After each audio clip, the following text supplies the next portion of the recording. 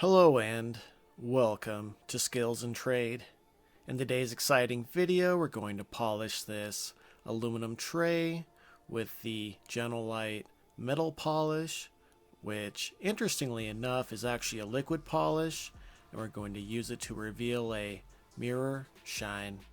So what we're going to do is rub this Jenolite Metal Polish into this aluminum tray until it's as dark as possible. Wait for it to dry.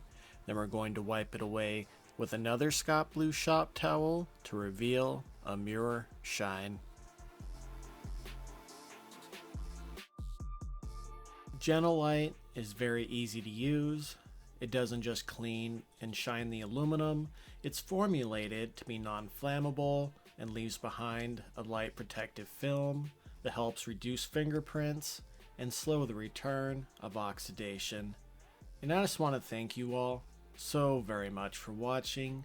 Please like and subscribe for more videos. Please leave a comment down in the comment box and have a wonderful day.